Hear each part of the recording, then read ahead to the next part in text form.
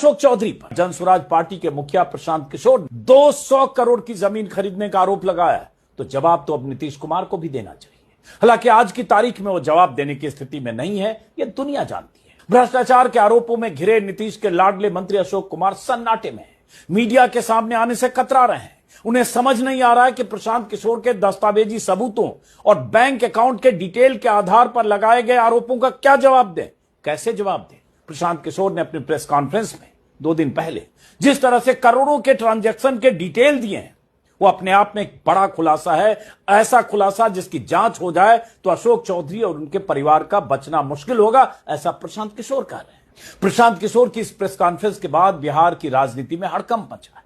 आगे किसका नंबर आने वाला है यह पता नहीं। एनडीए सरकार में बैठे मंत्रियों में घबराहट है कि पता नहीं कब किसकी फाइल लेकर प्रशांत किशोर मीडिया के सामने आ जाए।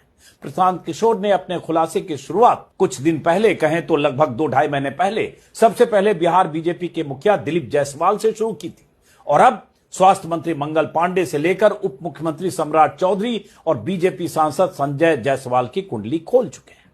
इतना कुछ होने के बाद भी बिहार बीजेपी के दिग्गजों की बोलती बंद है। अब तक होना तो यह चाहिए था कि बीजेपी और जेडीयू के नेताओं को सामूहिक तौर पर सामने आकर जवाब देना चाहिए था, लेकिन छिटपुट बयान के अलावा अब तक कोई सॉलिड जवाब आया नहीं है। ऐसे आरोपों और खुलासों के बाद नीतीश सरकार की तो फजीहत हो ही रही है। कई तरह के सवाल भी उठ रहे हैं कि आखिर इन आरोपों की जांच कौन कराएगा, कार्रवाई कौन करेगा।